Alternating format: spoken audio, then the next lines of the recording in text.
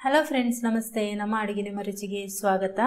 ಅಕ್ಕಿ ರೊಟ್ಟಿ ಮಾಡಲಿಕ್ಕೆ ಬರುತ್ತೆ, ಆದರೆ ಇನ್ನೂ ಕೂಡ ತುಂಬ ಸುಲಭ ವಿಧಾನ ಬೇಕು ಅಂತ ಅನ್ನುವರು, ಅಥವಾ ರೊಟ್ಟಿ ಮೆತ್ತಗೆ ಬರಲ್ಲ, ತುಂಬ ಕಡಕಾಗಿ ಬರ್ತಾ ಇದೆ ಅಂತ ಅನ್ನುವರು ಒಂದ್ಸರ್ತಿ ಈ ರೀತಿ ಟ್ರೈ ಮಾಡಿ.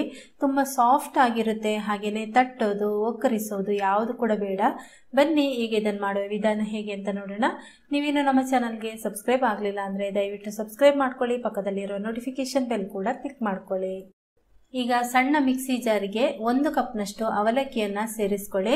ಅವಲಕ್ಕಿ ನಾನು ತಗೊಂಡಿರೋದು ತೆಳು ಅವಲಕ್ಕಿ, ಅಂದರೆ ತುಂಬ ತೆಳುನೂ ಅಲ್ಲ, ಒಂದು ಸ್ವಲ್ಪ ಮೀಡಿಯಂ ಸೈಜಲ್ಲಿ ಇದೆ. ಇದು ತೆಳು ಅವಲಕ್ಕಿ ಕೂಡ ಆಗ್ಬೋದು, ಮೀಡಿಯಂ ಸೈಜ್ ಕೂಡ ಆಗ್ಬೋದು.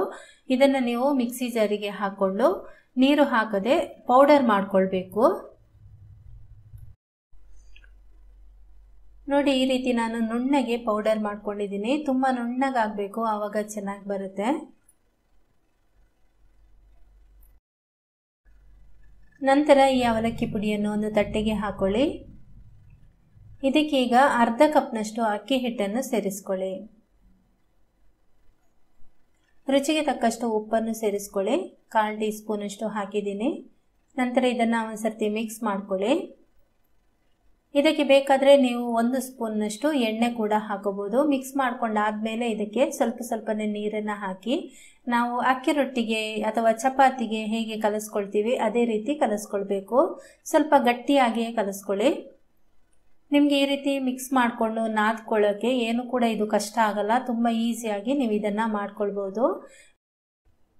ಇದಕ್ಕೆ ನಾವು ಅವಲಕ್ಕಿ ಹಿಟ್ಟು ಹಾಕೋದ್ರಿಂದ ಅಕ್ಕಿ ರೊಟ್ಟಿಗೆ ಒಂದು ಸಾಫ್ಟ್ನೆಸ್ ಕೊಡುತ್ತೆ.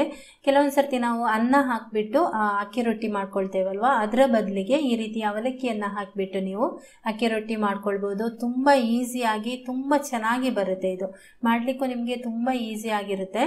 ನೋಡಿ, ಈ ರೀತಿ ಉಂಡೆ ಹದ ಮಾಡ್ಕೊಂಡಿದ್ದೀನಿ. ಸ್ವಲ್ಪ ಗಟ್ಟಿಯಾಗಿಯೇ ಮಾಡ್ಕೊಳ್ಳಿ. ನಾವಿದನ್ನು ಲಟ್ಟಿಸ್ಬಿಟ್ಟು ಮಾಡ್ಕೊಳ್ಳೋದ್ರಿಂದ ತುಂಬ ಚೆನ್ನಾಗಿ ಬರುತ್ತೆ ಆವಾಗ.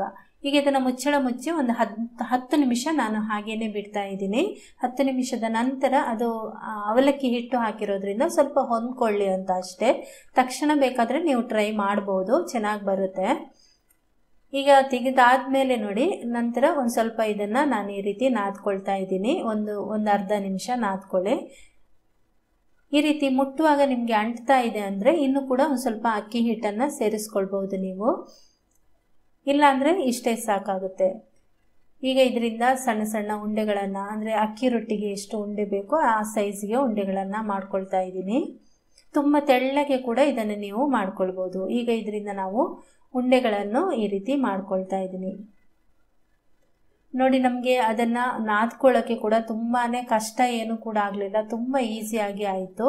ಅದೇ ಥರ ತುಂಬಾ ಬೇಗ ನೀವು ಮಾಡ್ಕೊಳ್ಬೋದು. ಈಗ ನಾನು ಸ್ವಲ್ಪ ಹಿಟ್ಟು ಹಾಕ್ಕೊಂಡು ಉಂಡೆಯನ್ನು ಈ ರೀತಿ ಒಂದು ಸರ್ತಿ ಅದನ್ನು ಕೈಯಲ್ಲಿ ತಿರುಗಿಸ್ಬಿಟ್ಟು, ನಂತರ ನಾವು ಚಪಾತಿಗೆ ಎಲ್ಲ ಯಾವ ರೀತಿ ಲಟ್ಟಿಸ್ಕೊಳ್ತೀವಿ ನೋಡಿ ಅದೇ ರೀತಿ ಲಟ್ಟಿಸ್ಕೊಂಡ್ರೆ ಆಯಿತು.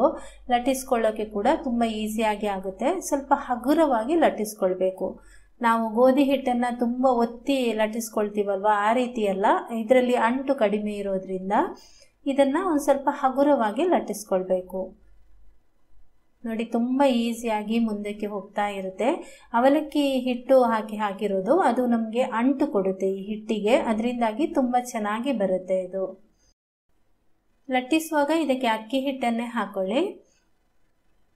ಒಕ್ಕರಿಸಿದ ಅಕ್ಕಿ ರೊಟ್ಟಿ ಇದೆಯಲ್ವ, ಅದು ಸ್ವಲ್ಪ ನಾವು ಈ ರೀತಿ ಲಟ್ಟಿಸುವಾಗ ಅಕ್ಕಿ ಹಿಟ್ಟನ್ನು ಜಾಸ್ತಿ ತಗೊಳುತ್ತೆ, ಅದಕ್ಕೆ ಬೇಕಾಗುತ್ತೆ. ಆದರೆ ಇದಕ್ಕೆ ಜಾಸ್ತಿ ಏನು ಬೇಡ. ಒಂದು ಸ್ವಲ್ಪ ನಾವು ಚಪಾತಿಗೆಲ್ಲ ಎಷ್ಟು ಹಾಕ್ತೀವಿ ಅಷ್ಟೇ ಅಕ್ಕಿ ಹಿಟ್ಟನ್ನು ಹಾಕ್ಕೊಂಡ್ರೆ ಆಯಿತು. ಎಷ್ಟು ಸಲೀಸಾಗಿ ಮುಂದಕ್ಕೆ ಹೋಗ್ತಾ ಇದೆ ನೋಡಿ. ರೊಟ್ಟಿ ಬೆಂದು ಸ್ವಲ್ಪ ಹೊತ್ತಾದ ಮೇಲೆ ಕೂಡ ತುಂಬಾ ಸಾಫ್ಟ್ ಆಗಿಯೇ ಇರುತ್ತೆ. ಆದ್ರೂ ಅಕ್ಕಿ ರೊಟ್ಟಿಯನ್ನು ತುಂಬ ಬಿಸಿ ಬಿಸಿಯಾಗಿ ತಿನ್ನಬೇಕು, ತುಂಬಾ ಚೆನ್ನಾಗಿರುತ್ತೆ. ಇದೇ ರೀತಿ ಎಲ್ಲ ಅಕ್ಕಿ ರೊಟ್ಟಿಯನ್ನು ನಾನು ಮಾಡ್ಕೊಳ್ತಾ ಇದ್ದೀನಿ. ಫಸ್ಟ್ ನೋಡಿ ಎಷ್ಟು ಚೆನ್ನಾಗಿ ಬಂದಿದೆ ಅಂತ. ತುಂಬ ತೆಳುವಾಗಿ ಕೂಡ ನೀವು ಲಟ್ಟಿಸ್ಕೊಳ್ಬೋದು. ಈಗ ಎಲ್ಲವನ್ನ ಈ ರೀತಿ ಲಟ್ಟಿಸಿ ಇಟ್ಕೊಂಡಿದ್ದೇನೆ. ಹೆಂಚು ಬಿಸಿ ಆದಮೇಲೆ ಅಕ್ಕಿ ರೊಟ್ಟಿಯನ್ನು ಹಾಕ್ತಾ ಇದ್ದೀನಿ. ಇದಕ್ಕೆ ಎಣ್ಣೆ ಹಾಕುವಂಥ ಅವಶ್ಯಕತೆ ಇಲ್ಲ. ಬೇಕಾದರೆ ನಿಮಗೆ ಎಣ್ಣೆ ಹಾಕಿ ಕೂಡ ನೆಕ್ಸ್ಟ್ ಒಂದು ರೊಟ್ಟಿ ತೋರಿಸ್ತೀನಿ. ಈಗ ನೋಡಿ, ನಾವು ಸ್ವಲ್ಪ ಇಲ್ಲಿ ಹಿಟ್ಟು ಥರ ಇದ್ದರೆ ಬಟ್ಟೆ ಒಂದು ಸ್ವಲ್ಪ ನೀರಲ್ಲಿ ಅದ್ಕೊಂಡು ಈ ರೀತಿ ಮಾಡ್ಕೊಳ್ಬೇಕು. ಆವಾಗ ಹಿಟ್ಟೆಲ್ಲ ಹೋಗುತ್ತೆ. ನಂತರ ಎರಡೂ ಕಡೆ ತಿರುಗಿಸಿ ಹಾಕ್ತಾ ಬೇಯಿಸ್ಕೊಳ್ಳಿ. ತುಂಬ ಚೆನ್ನಾಗಿ ಉಬ್ಬಿ ಬರುತ್ತೆ ಇದು. ಮತ್ತು ಉಬ್ಬಿ ಬಂದ ಮೇಲೆ ರೊಟ್ಟಿ ತುಂಬ ಸಾಫ್ಟಾಗಿ ಬರುತ್ತೆ. ಎರಡೂ ಕಡೆ ಹಿಟ್ಟಿದ್ರೆ ಒಂದು ಸ್ವಲ್ಪ ನೀರಿನಲ್ಲಿ ಅದ್ಕೊಂಡು ಅದನ್ನು ತೆಗಿಬೇಕಾಗುತ್ತೆ. ತುಂಬ ಜಾಸ್ತಿ ಏನೂ ಇರಲ್ಲ, ಯಾಕೆಂದರೆ ಹಿಟ್ಟು ಕೂಡ ಇದು ನಾವು ಲಟ್ಟಿಸುವಾಗ ಜಾಸ್ತಿ ತಗೊಳ್ಳೋದಿಲ್ಲ, ಅದರಿಂದಾಗಿ ಜಾಸ್ತಿ ಏನೂ ಇರೋದಿಲ್ಲ. ನೋಡಿ ಎಷ್ಟು ಚೆನ್ನಾಗಿ ಉಬ್ಬಿ ಬರ್ತಾ ಇದೆ ಅಂತ, ಸೂಪರಾಗಿ ಇರುತ್ತೆ. ಅನ್ನದ ಬದಲು ಖಂಡಿತ ನೀವು ಅವಲಕ್ಕಿಯನ್ನು ಸೇರಿಸ್ಬಿಟ್ಟು, ಅದು ತುಂಬ ಸುಲಭ ವಿಧಾನ ಕೂಡ. ದಪ್ಪ ಅವಲಕ್ಕಿಯನ್ನು ಕೂಡ ನೀವು ಹಾಕೋಬಹುದು, ಆದರೆ ತೆಳುವ ಅವಲಕ್ಕಿ ಇದ್ರೆ ನಮಗೆ ತುಂಬ ಈಸಿ ಆಗುತ್ತೆ. ಮತ್ತು ದಪ್ಪ ಅವಲಕ್ಕಿ ಕೆಲವೊಂದು ಸರ್ತಿ ತುಂಬ ನುಣ್ಣಗೆ ಪುಡಿ ಆಗೋದಿಲ್ಲ ಒಂದೊಂದು ಮಿಕ್ಸಿ ಜಾರಲ್ಲಿ, ಅದರಿಂದಾಗಿ ನೀವು ತೆಳುವ ಅವಲಕ್ಕಿಯನ್ನೇ ಉಪಯೋಗಿಸ್ಕೊಳ್ಳಿ. ಈಗ ನೋಡಿ ಸ್ವಲ್ಪ ಎಣ್ಣೆ ಹಚ್ಚಿಬಿಟ್ಟು ಈಗ ಹಾಕ್ತಾ ಇದ್ದೀನಿ. ಇದನ್ನು ಕೂಡ ತೋರಿಸ್ತಾ ಇದ್ದೀನಿ ಯಾವ ರೀತಿ ಬರುತ್ತೆ ಅಂತ ನಿಮಗೆ. ಎರಡೂ ಕಡೆ ಈ ರೀತಿ ತಿರುಗಿಸಿ ಹಾಕ್ತಾ ಬೇಯಿಸ್ಕೊಳ್ಳಿ.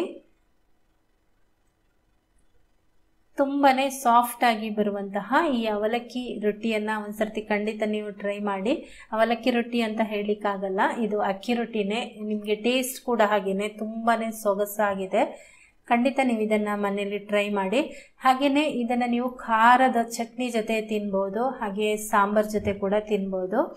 ಓಕೆ ಫ್ರೆಂಡ್ಸ್, ಈ ಒಂದು ರೆಸಿಪಿ ನಿಮಗೆ ಇಷ್ಟ ಆಗಿದ್ರೆ ಒಂದು ಲೈಕ್ ಮಾಡಿ, ಹಾಗೆಯೇ ನಿಮ್ಮ ಪರಿಚಯದವರಿಗೆ ಶೇರ್ ಮಾಡಿ. ಹಾಗೆಯೇ ನಮ್ಮ ಚಾನಲ್ಗೆ ನೀವಿನ್ನೂ ಸಬ್ಸ್ಕ್ರೈಬ್ ಆಗಲಿಲ್ಲ ಅಂದರೆ ದಯವಿಟ್ಟು ಸಬ್ಸ್ಕ್ರೈಬ್ ಮಾಡ್ಕೊಳ್ಳಿ. ನೋಡಿ ರೊಟ್ಟಿಯ ಸಾಫ್ಟ್ನೆಸ್ ಹೇಗಿದೆ ಅಂತ ನಿಮಗೆ ಇಲ್ಲಿ ತೋರಿಸ್ತೀನಿ. ತುಂಬಾ ಸೂಪರಾಗಿ ಬರುತ್ತೆ, ಖಂಡಿತ ನೀವು ಟ್ರೈ ಮಾಡ್ತೀರಲ್ವಾ. Okay, thank you.